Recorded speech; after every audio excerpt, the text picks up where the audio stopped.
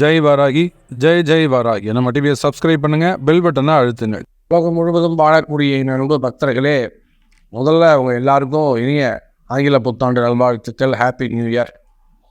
புது வருஷம் பிறந்திருக்கிறது. இந்த புது வருஷத்தில் முதல் மாதம் ஜனவரி மாத ராசி பலன்கள் எப்படி இருக்குன்னு பார்ப்போம். இந்த ஜனவரி மாதத்தை பொறுத்தவரையில் மாதம் போகிறதே தெரியாது. காரணம் என்னன்னு கேட்டிங்கனாக்கா, மார்கழியில் ஒரு 10 நாள் பயணம், இந்த பக்கம் திரும்பி பார்க்கறதுக்குள்ள பொங்கல் ஒரு 4 நாள் ஜம்முன்னு கோலாகலமாக ஊருக்கு போகிறது வருது. ரொம்ப மனசு மகிழ்ச்சியாக இருக்கும். மன மகிழ்ச்சியாக அந்த வருஷம் எப்பொழுதுமே ஆரம்பிக்கின்ற பொழுது ரொம்ப குதூகலமாக அந்த வருஷம் அந்த ஃபஸ்ட்டு மந்த் எப்படி இருக்கோ அதை போல தான் அந்த மீதி 11 மாதங்களும் இருக்கும். ஆகையினால இந்த ஜனவரி மந்த்து உங்கள் எல்லாருக்கும் சிறப்பாக அமையட்டும். சிறப்பாக அமையணும்னா என்ன செய்யணும்? அப்போ நம்முடைய உங்கள் எல்லாருடைய ஜாதகமும் கிரக அமைப்புகளும் அது சிறப்பாக இருக்கணும். அப்போது பிளானட்ஸுடைய அமைப்பு ஜனவரி மாதம் எப்படி இருக்கு? கும்பத்தில் சனி பகவான் பெயர்ச்சி அடைந்து அமைந்திருக்கிறார். இந்த சனி பெயர்ச்சி திருக்கணித பிரகாரம் ஒரு வருஷத்துக்கு முன்னாடியே நடந்துருச்சு. அப்புறம் வாக்கிய பிரகாரம் இப்போ நடந்திருக்கு.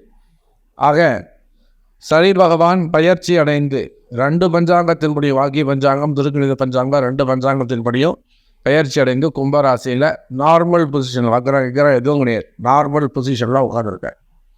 அந்த சேம் டைம் இங்கே பார்த்தீங்கன்னா குருவுடைய வீட்டில் ராகு, மீனத்தில் ராகு, அதே போல் மேஷத்தில் செவ்வாயுடைய வீட்டில் குரு பகவான் அமைந்திருக்கிறார். இந்த மாதம் ஜனவரி மாதம் ஒரு பெரிய விசேஷம் என்னன்னு கேட்டிங்கனாக்கா, குருவுக்கு வீடு கொடுத்த செவ்வாய் குருவுடைய வீட்டில் போய் உட்கார்ந்துருக்கிறார். அப்போ குருவும் செவ்வாயும் பரிவர்த்தனை யோகம் பெறுகிறார்கள். அப்போ அந்த பரிவர்த்தனை யோகம் என்பது ஒரு சிறப்பான யோகம். குரு மங்கள யோகம்னு சொல்லலாம். நிறைய பேருக்கு பணங்காசுகள், மங்கள விசேஷங்கள், மெயினாக திருமண தடைகள், திருமணங்கள், மங்கள நிகழ்ச்சிகள், பொண்ணு வயசுக்கு வர்றது, காது குத்துறது, மொட்டை அடிக்கிறது, கருத்தரிக்கிறது, அந்த மாதிரி நிறைய மங்கள விசேஷங்கள் தான் இந்த மாதம் நிறைய ஜாதகங்களுக்கு நடைபெறும். அதிர்ஷ்டசாலிகளாக இருப்பார். மாங்கல்ய தாரணம், கல்யாணம் ரொம்ப சிறப்பாக ஏற்பாடாகலாம். அதாவது ஒரு உறுதிப்படுத்தலாம், நிச்சயப்படுத்தலாம். உங்கள் வீட்டில் பெற்றோர்கள் ஒத்துக்கலாம். அந்த மாதிரியான விஷயங்கள்லாம் நிறைய நடக்க போகுது. அதே போல் இந்த குருமங்கள யோகத்தை பார்த்தீங்கன்னாக்கா 1-9 திரிகோண தொடர்பும் அதில் இருக்குது. இதோட இன்னொரு விசேஷம் என்னென்னு கேட்டிங்கனாக்கா, சூரியன் புதன், சூரியன் செவ்வாய், இதனால் என்ன ஆகும் அப்படின்னு கேட்டிங்கன்னா, இந்த சூரியன் செவ்வாய் குருவுடைய வீட்டில் உட்கார்ந்துருக்கிற காரணத்தினால அரசாங்கத்திற்கு ஒரு நல்ல பேர் கிடைக்கும். அரசு அதிகாரிகளானாலும் சரிதான், அல்ல அரசாங்கத்துக்கும் சரிதான், நாட்டுக்கும் சரிதான், ஒரு நல்ல பேர் கிடைக்கிறதுக்கான வாய்ப்புகள் உண்டு. கொஞ்சம் அங்கங்கே ஒரு யுத்தங்கள், சின்ன சண்டை சச்சரவுகள், நல்ல சண்டை சச்சரவே சின்னதாலாம் ஒன்றும் கிடையாது, நல்ல கருசாரி சண்டை சச்சரவுகள் ஏற்படுவதற்கான வாய்ப்புகள் உண்டு. இந்த குரு சூரியன் செவ்வாய் ஒன்றா இருக்கிறதுனால ஆர்மி சம்பந்தப்பட்டவர்கள் கொஞ்சம் ஜாக்கிரதையாக நடந்து கொள்ள வேண்டும். ஆனால் அவங்களுக்கெல்லாம் பதவி உயர்வுகள், நிறைய பணங்காசு வரவு, அதெல்லாம் நடக்கிறதுக்கான வாய்ப்புகள் உண்டு. ஸோ இதெல்லாம் ஜென்ரல் பொசிஷன். உங்கள் ராசிக்கு எப்படி இருக்குது அப்படின்னு பார்க்கலாம் வாங்க. கடகராசி அன்பர்களே, கடகராசியை பொறுத்தவரையில் இந்த மாதம் ஜனவரி மாதம் அதி அற்புதமான மாதமாக அமையுது. கடகத்துக்கு தான் நல்ல யோகம். இந்த ஜனவரி மாதத்தை பொறுத்தவரையில் அதிக பலன் பெறக்கூடிய ராசிகள் அப்படின்னு பார்த்தீங்கன்னாக்கா நம்ம கடகத்தை தான் சொல்லணும். ஏன்னு கேட்டிங்கனாக்கா, கடகத்துக்கு 5வது வீடாக இருக்கக்கூடிய 5வது வீட்டில் செவ்வாயுடைய வீட்டில் சுக்கிரன். அப்போ பொதுவாக இது என்ன ஆகும்? இது ஒரு மகாலட்சுமி யோகம். கடகராசி என்பது நீங்கள் உலகத்தில் எந்த மூலையில் இருந்தாலும் சரிதான், நீங்கள் எந்த வயசு பருவத்தில் இருந்தாலும், சின்ன வயசாக இருந்தாலும் சரிதான், வயோதிக பருவமாக இருந்தாலும் சரிதான், பணகாசு உங்கள் கையில் நிலையாடும். 80 வயசு தாத்தா எல்லாரும் பொங்கல் காசு கொடுப்பாங்க, அவர்களே ஒரு 1000 ரூபா. கடகராசி பொங்கல் காசு சேரும். அதுவே இன்னொரு ராசி இவர் பாக்கியிலிருந்து காசு கொடுப்பார், இருக்கிற காசு ஜாலியாக.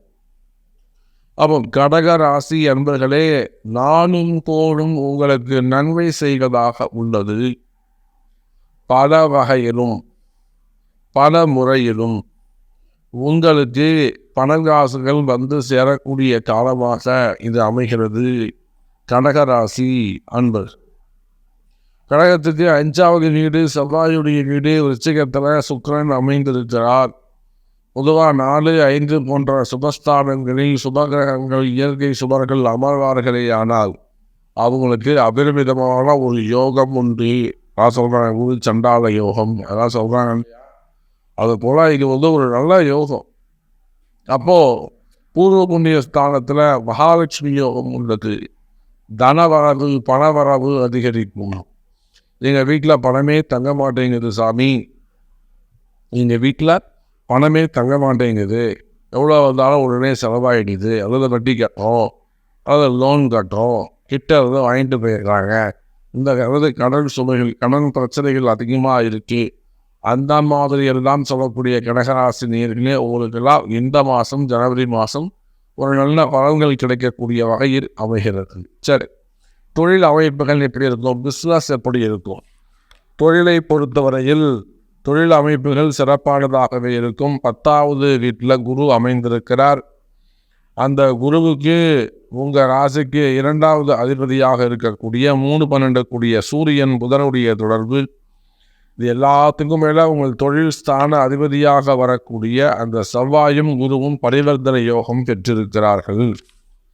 அப்போ இதை வச்சு பார்க்கும்போது கடகராசி அன்பர்களே, தொழிலில் நல்ல முன்னேற்றங்கள் அமைய போகுது. தொழில் அபரிமிதமான ஒரு வளர்ச்சி இருக்கும், நல்ல முன்னேற்றங்கள் இருக்கும். தொழிலில் கொடி கட்டி பறக்கலாம். நீங்கள் எந்த தொழில் செய்பவராக இருந்தாலும் சரிதான், ஒரு சின்ன ஒரு ஓன் பிஸ்னஸாக இருக்கலாம், ஒரு ரியல் எஸ்டேட்டாக இருக்கலாம், அல்லது ஒரு பெரிய ப்ரொமோட்டராக இருக்கலாம், அல்லது ஒரு பில்டராக இருக்கலாம், அல்லது கன்ஸ்ட்ரக்ஷன்ஸ் செய்யக்கூடியவங்க, அந்த ரோடு கான்ட்ராக்ட்லாம் எடுத்து பண்ணக்கூடியவங்க, டெண்டர் பிஸ்னஸ் பண்ணக்கூடியவங்க, இப்படி நிறைய கடகராசி அன்பர்களை நம்ம பார்க்குறோம். அப்போ நீங்கள் எந்த தொழில் கம்பெனி வச்சு நடத்தக்கூடியவங்க, பண்ணைகள்லாம் வச்சு நடத்தக்கூடியவங்க, ஓன் பிஸ்னஸ் பண்ணக்கூடியவங்க, சொந்தமாக தொழில் பண்ணுறோம், ஓன் பிஸ்னஸ் தான் அது. அப்போது அந்த தொழில் செய்யக்கூடியவர்கள் இதெல்லாம் நம்ம பார்க்கும்போது கடகராசி அன்பர்களை இந்த மாதம் ஜனவரி 2024 உங்களுக்கு அபரிமிதமான ஒரு மாதமாக, ஒரு வளர்ச்சியான மாதமாக அமைகிறது.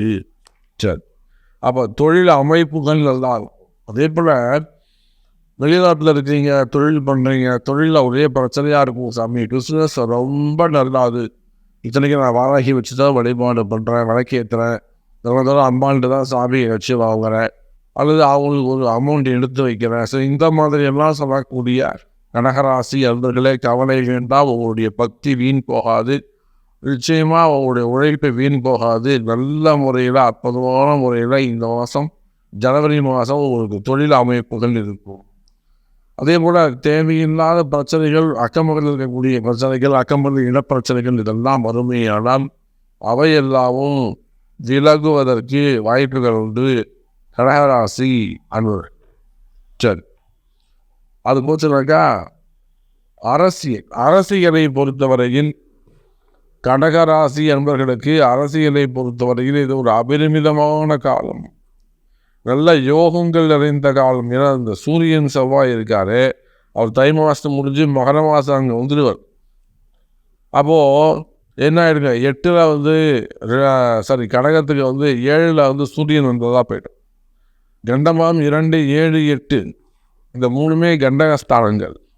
அப்படி பார்க்கின்ற பொழுது கடகராசி அன்பர்களே இந்த மாதத்தை பொறுத்தவரையில் அனுகூலமான மாதமாக அமைகிறது.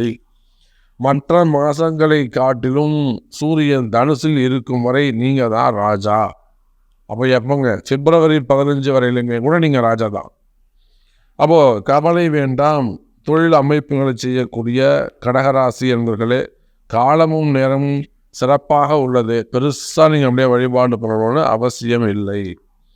அதுக்கு அடுத்தபடியாக பார்த்தீங்கன்னாக்கா கடன் சுமைகள், கடன் பிரச்சனைகள், வம்பு வழக்குகள், கோர்ட்டு கேஸு இந்த மாதிரியான பிரச்சனைகள் இருக்குமே. ஆனால் அதுக்கும் நீங்கள் கவலைப்படாதீங்க.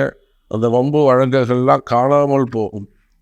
உங்கள் மேலே பழி சொன்னவர்கள் எல்லாம், யாரெல்லாம் உங்களை பழி சொன்னாங்களோ அவங்க எல்லாருமே கூட உங்களை கூட்டு பாராட்டக்கூடிய கால நேரமாக இந்த கால நேரங்கள் அமைகிறது கடகராசி அன்பர்களே.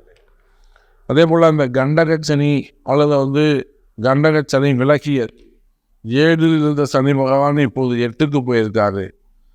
இப்போ தான் மிதராசிக்கு சொல்கிறோம் திரிகோண தொடர்பு அப்படின்றத பற்றி ஒரு விளக்கமாக எடுத்து சொன்னேன். அப்படி பார்க்கும்போது இந்த இடத்துல கடகராசிக்கு 7வது வீடு அப்படின்னு சொல்லக்கூடிய 7ஆம் பாவத்தில் இருந்து சனி பகவான் 8ஆம் பாவத்துக்கு போயிருக்காரு. அப்போ 8ஆம் பாவத்துக்கு போன சனியால் பலவிதமான கண்டங்கள் விலகியது. பொதுவாக சனி இருக்கும் இடத்தை விட பார்க்கும் இடம் பாழாகும். அப்போ இருக்கும் இடம் அவங்க சிறப்பாக இருக்கும். அப்போ 8ல் உட்காந்துருக்காரு சனி பகவான். அடுத்த ஒரு 3 வருஷம் அவங்க தான் உட்கார போகிறாரு. இதுதான் ஃபஸ்ட்டு மந்த்து. அப்படி பார்க்கின்ற பொழுது கடகராசி என்பதே உங்களால் முடிஞ்ச அளவுக்கு அந்த சிவபெருமான் வழிபாடு கை கொடுக்கக்கூடியதாக அமைகிறது. சிவபெருமான் வழிபாடு ரொம்ப நன்மையை தரக்கூடியதாக அமைகிறது. அதே போல தான் சுக்கிரன் சந்திரனுடைய இணைவை நான் உங்கள்கிட்ட எடுத்து சொன்னேன். சரி, சினிமா துறைக்கு எப்படி இருக்கும்? சினிமா துறையை பொறுத்தவரையில் கடகராசி என்பதிலே ரிஷபத்தை சனி பகவான் பார்க்கிறார். அதுதான் ரொம்ப முக்கியம். அப்போது சினிமா துறையை பொறுத்தவரையில் வாய்ப்புகள் அதிகரிக்கும். நிச்சயமாக உங்கள் பிள்ளைங்க அதை ஜெயிக்கிறதுக்கான வாய்ப்புகள் உண்டு. சினிமா துறையில் இருக்கக்கூடிய கஷ்டங்கள் விலகுவதற்கான வாய்ப்புகள் உண்டு. அதுக்கான முயற்சிகள் எடுப்பீர்களே ஆனால் நன்மை நடக்கும் கடகராசி அன்பர்களே. அதுக்கு அடுத்தபடியாக பார்த்தீங்கன்னாக்கா திருமண யோகங்கள். திருமண யோகத்தை பொறுத்தவரையில் நிச்சயமாக முதல் திருமணம், 2வது திருமணம், 3வது திருமணம், நாள்பட்ட திருமணங்கள், தடைப்பட்ட திருமணங்கள், இந்த மாதிரியான நீங்கள் எந்த ஸ்டேஜில் இருந்தாலும் கவலை இல்லை. நிச்சயமாக கடகராசி அன்பர்களை இந்த மாதம் திருமணத்திற்கான காலமாக அமைகிறது. திருமணங்கள் கைகூடும். அதே போல் ஒருவேளை இந்த பெண்கள் தீட்டு அதனால் ஏதாவது ஒரு விஷயங்கள் தள்ளி போகுது, காது குத்துறது, மொட்டடிக்கிறது, அல்லது குழந்தைகளுக்கு போகிறது, இதெல்லாம் தள்ளி போகுது அப்படின்னு சொன்னாங்க. இன்னைக்கு கேட்டால் அடுத்த வாரம் ஒரு பார்த்து உடனே வச்சுறது சிறப்பு. சுபம் சீக்கிரம். அப்போ ரொம்ப சுபமான விசேஷங்கள்லாம் ரொம்ப நாள் தள்ளி போடக்கூடாது அப்படின்னு நம்மளுடைய ரிஷிகள் அங்கே நமக்கு சொல்லியிருக்கிறாங்க. அவன் அரிசி அப்போ பார்த்தீங்கன்னாக்கா அது சரியான தானம் எதுன்னு பார்த்தீங்கன்னாக்கா அரிசி தானம் அமைகிறது. பொதுவாக கடகராசி என்பர்களின் திங்கட்கிழமையில சிவன் கோவிலுக்கு போயிட்டு 1 கிலோ பச்சரிசி ப்ளஸ் ஒரு 100 கிராம் பைட்டம் ஒரு 1/2 கிலோ வெல்லம் வாங்கி அந்த பச்சரிசி தானம் செய்வீர்களே ஆனால் தொழில் அமைப்பாகட்டும், படிப்பு, கல்வி, வெளிநாட்டு வேலை, உள்நாட்டு வேலை, அரசியல் தொடர்பு, ரியல் எஸ்டேட்டு மற்றும் பில்டர்ஸு, அந்த தொழில் செய்யக்கூடியவர்கள் இவை எல்லாமே சிறந்து விளங்குவதாக அமையும். அப்போ திங்கட்கிழமையில் இரவு சிவபெருமானுக்கு தீபம் ஏற்றுவது, நவகிரக தீபம் ஏற்றுவது நல்ல பரிகாரமாக அமையும். அதே போல் வெளிநாட்டு படிப்பு, அதுக்காக வெளிநாடு போவதற்காக காத்திருக்கக்கூடிய மாணவ செல்வங்களுக்கு இந்த மாதம் அந்த கனவுகள் நிறைவேறும். ஸோ எப்படி பார்த்தாலும் எஜுகேஷன்ஸ்க்காக அப்ராட் செல்லக்கூடிய மாணவிகளுக்கு சிறப்பான எதிர்காலம் அமையும். அதே போல் வேலை வாய்ப்புகளை பொறுத்தவரையில் கடகராசி என்பவர்களே அற்புதமான வேலை கிடைக்கவும் எல்லாம் பத்திரம் உங்களுக்கு ராகு இருந்தாலுமே கூட அந்த ராகு தான் பலவிதமான வளர்ச்சியை எடுத்து தரக்கூடியவர். அப்படி பார்க்கின்ற பொழுது கடகராசி என்பர்களே பெரிய பெரிய வாய்ப்புகள் உங்களுக்கு வந்து சேரும். ஸோ நல்ல ஜாப் ஆப்பர்ச்சுனிட்டி, நல்ல பிஸ்னஸ் ஆப்பர்ச்சுனிட்டி இதெல்லாம் உங்களுக்கு நடக்க போகுது. பொதுவாகவே இந்த ஜனவரி மாதத்தை பொறுத்தவரையில் யாருக்கு ரொம்ப நல்லா இருக்குது அப்படின்னாக்கா என்ன கேட்டாச்சுனாக்கா நான் வந்து கடகத்தை தான் நான் சொல்லுவேன். ஏன்னா அந்த அளவுக்கு கடகராசிக்கு இந்த ஜனவரி மாதம் சிறப்பாக உள்ளது என்பதை தெரிவித்துக் கொண்டு மீண்டும் ஒரு மாத பதிவில் சந்திக்கிறேன். ஜெய் வாராகி, ஜெய் ஜெய்.